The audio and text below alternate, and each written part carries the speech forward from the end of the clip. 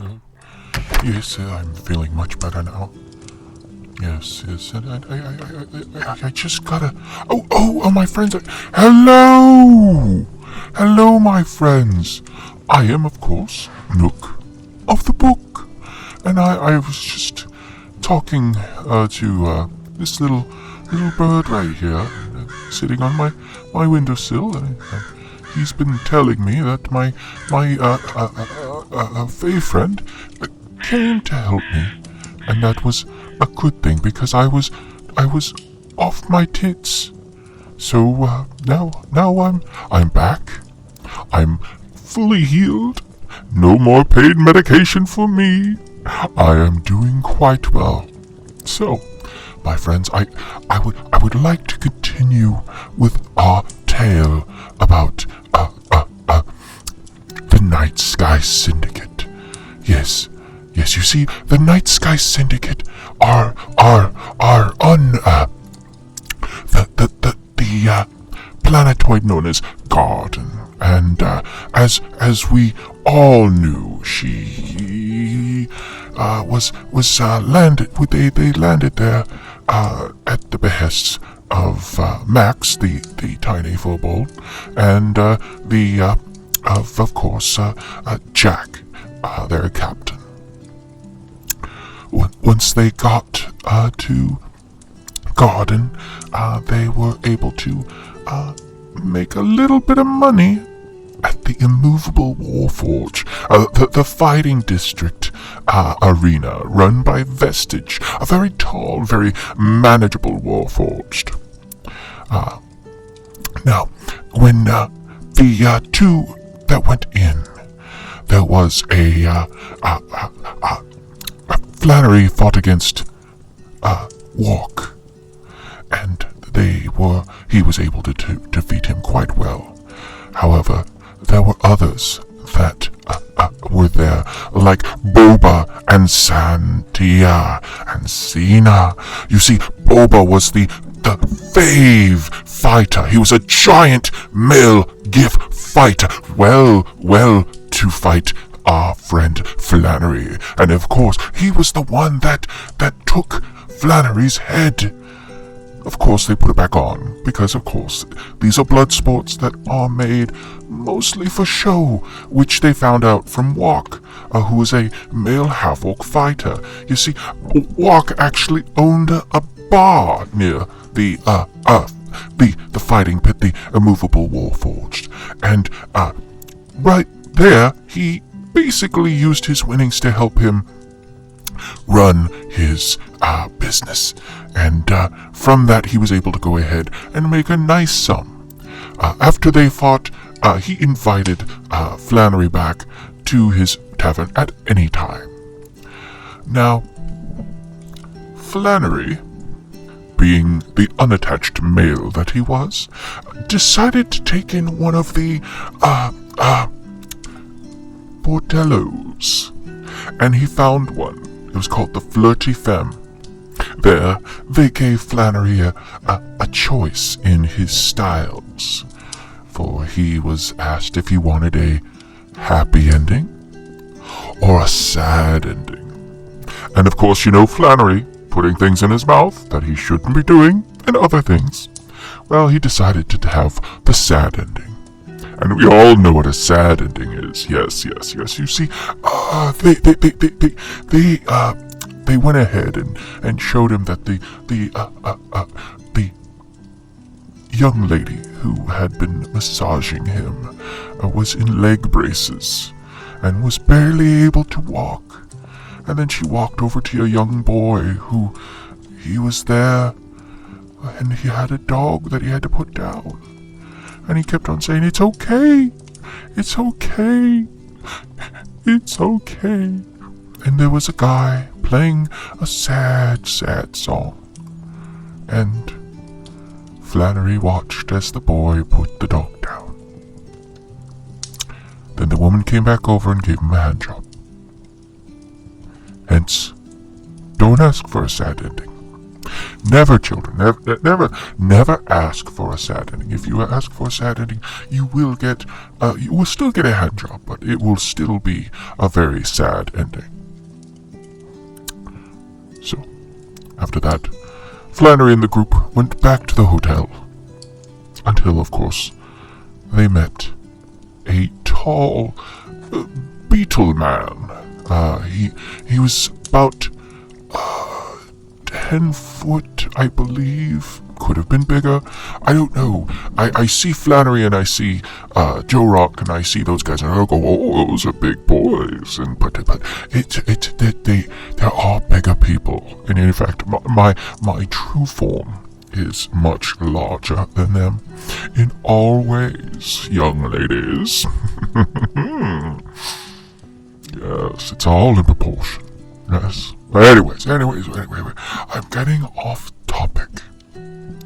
Well, anyways, this large beetle man said he was there at the behest of Minza, the young gnome woman who ran the junk shop back on Chandor. Yes. And remember, the last time they saw Minza, she was swallowed by one of those worm creatures. So, if this creature was sent by Minza, then he had information. He called himself Blue, for he did not know what his name was before. He gave some information, basically saying that his species was kind of like how lithids took over a human body.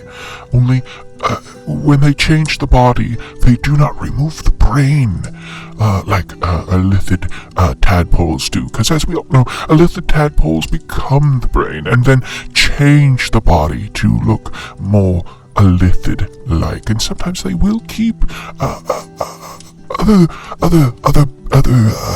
appearances of their former self, but not to the undiscerning eye. So, yes, so this beetle man said that he was there to help them. Now, this was much different from the beetle man they met back on Chandor, for on Chandor, that beetle, not Chandor, Port Gimbleway. I know I'm saying that wrong. Remember, I just got off medication, so just give me a second. Anyways, that one was green and covered in blood. This one was blue and was not covered in blood, so much different.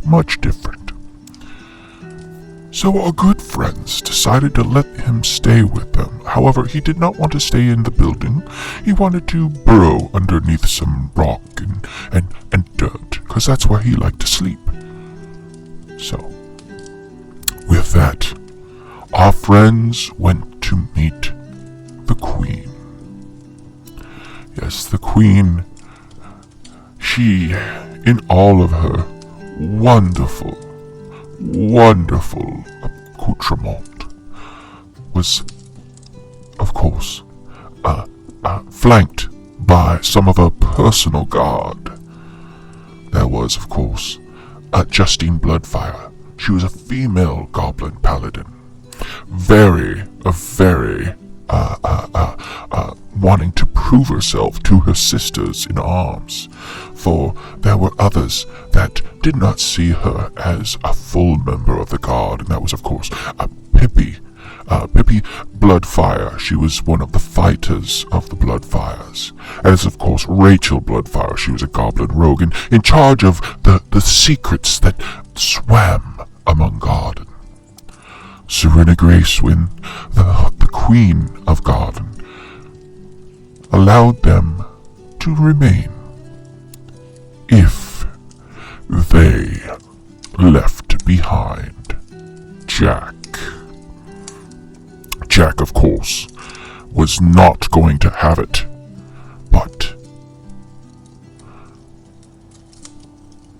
they said it was okay, because, of course, Kaylee decided to stay behind as well. And with that, the group was left to their devices, telling them that when they left, Jack would join them, so they would be fine. Now, as our friends went back to the hotel, and Flannery, of course, still on the high of getting his head reattached to his body, he realized that he wanted to go and have some fun, so he told everybody that the next day he was going to fight again, and see how well he would do. Well, they were able to do so. However, Boxy, our friend, he went out early, and he was able to get some of those beautiful pastries. Oh my God, I want them now. I need to go back to garden and get some of those pastries. They're so good. I like the ones with the jam in them. Oh my goodness. Oh. Tomorrow, I'll get up early. And I will go get some of those pastries. Oh. Or should I leave now? No. Tomorrow. And if I don't get enough there, I could stay at the hotel and have some of the roast pig that they have on Tuesdays. Yes, that sounds good. And then I'll take the pastries back. I will put them in my cupboard, and there they will be. And I will try to eat only one a day. Only one a day. I will try. No. I will. Nook, remember, cross your hearts, hope not to die. You will make sure to go ahead and only have one a day. Who am I kidding? That's not going to happen. Oh, no. Well, anyways, at the Royal Inn, it was run by a group of owlkin. Now, if you don't know what owlkin look like, basically think of an owl with, wings and tail, fur, not fur, but feathers. You know what? Just think of an Aarakocra that can turn his head all the way around. Okay? The family that ran it were called the High Roosts, and they ran the Royal Inn. Now, just for you that are looking for history, the Royal Inn was originally a little area that the Queen's, well, not the Queen's, but it was the previous Orange Bastard's place where he would do terrible things, and the High Roosts were actually slaves of the Orange Bastard. Yes, and so he would do terrible things with his best friend Epstein, and they would go ahead. And Epstein was a evil human. Yes. He liked to do things to children, and his Orange Bastard friend did the same. And they met several secrets. I'm hoping that the Queen will actually release the list of all the people that joined him at the Epstein Royal Inn. But hopefully, when they do, anybody who is found there will be taken in, and the most horrible things will happen to them. Yes. Now, once the Queen took over, she gave the Royal Inn to the High Roosts, and there they have stayed and kept up the Royal Inn. Now, the Royal Inn is also home to a banquet hall called the Queen's Banquet. That is actually run by some of the kitchen staff of the Royal Queen's of her own kitchen staff. Yes, and most are graduates from her cooking courses that she has with her own personal chefs. And these young goblins who before weren't very understanding of what really meant to have something of taste and flavor. I am really wanting the roast pig. Oh my goodness. Yes. Anyways. They would make beautiful food, and when they feel that they are ready to go out on their own, they are given an internship at the Queen's banquet, and there they are able to hone their skills, and once they feel that they're ready to leave that, they are able to go on their own, hopefully to open a restaurant closer to my home, so I don't have to spend all that time going to garden just to get the... God damn it, I want that roast pig. Anyways, the bakery, just to let you know, is run by the head baker for the Queen. His name is Havishard Baggin. Yes. He makes several different baked goods, fresh daily. However, he usually runs out by anywhere between 6 a.m. To almost noon. You have to get in there super early, and if you don't get in there super early, well, you are fresh out of luck, my friend. I'm so sorry. Now, the Queen had a job for our friends, and that was to find out what was happening with the blight. You see, at this time, Garden was dealing with a terrible blight that was running through its roots. It was killing the world tree, as well as, of course, any food that was trying to be grown on Garden would wither on the vine. It was to the point that Garden was running out of food. Their people forced to look elsewhere than the lush farmlands for food. The group decided yes, they would, and they would look for supplies.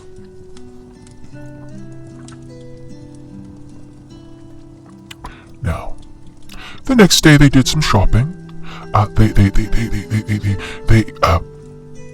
They went ahead and went to the Druid's Craft, a shop run by two Druids, Lancaster Yellowcloak and his sister Astoria Yellowcloak. They used to be members of the Gilded Leaves, but left to try to make money. You know, they wanted to help with the way that the tree was going. It was dying, so they wanted to see if they could make some money and help them. They also went to Manny's Manageables. I've been to Manny's Manageables. He's a very, very nice bugbear, a very posh, and unfortunately, they really only got some traveling clothes for there, but he had much more elegant clothes for them to wear stuff that you would want to wear to a royal ball or a coronation. Yes, when I went there, Manny was able to get me a wonderful new cloak and robes that I went to the Queen's banquet in, and I also went ahead and went in and spoke to the Queen when she was there, and I got to meet Kaylee before she became... I should not continue on, you all know what she was, but I don't want to ruin the story for others, so we know who Kaylee is and what she's done later on, so it's wonderful. Now, the next day, they decided to fight again. The whole group decided to fight. There, they fought different teams and came out on top, winning the 1,000 gold per participant. Yes, very good. Now, while they were there, Flannery also decided to do another solo fight. And when he did his solo fight, he came up against a young masked goblin woman, and they fought. And when he struck her down, they were unable to do anything, for she had not had one of the runic tattoos put on her body. So the people there had to work on her and bring her back. Turns out that was, of course, the female goblin paladin Justine Bloodfire. She had done it so that she she could prove that she was ready to become a full-fledged personal guard of Serena Gracewind, the Queen. However, she had snuck in, and that's why she had not gotten her tattoo. This really fucked Flannery up for a long time. And with that, they decided to go back. They enjoyed a peaceful night of sleeping in a wonderfully posh room, and, of course, a wonderful breakfast of pastries, thanks to Boxy. Now, I think it is time for me to let you go, so I can continue with what I'm doing. You see, I'm trying to catch up with all the changes with the timeline. Yes, you see, what I'm giving you is what happened to our friends, the Night Sky Syndicate, in the main, well, the timeline's not really truly in the main timeline, but in what we would consider their timeline, up until the things changed. So, you know, so if you want to come back and learn more, you know where to find me, here in my library. So, from everybody here, which is basically just me, Nook of the Book, you all have a wonderful day. Toodles!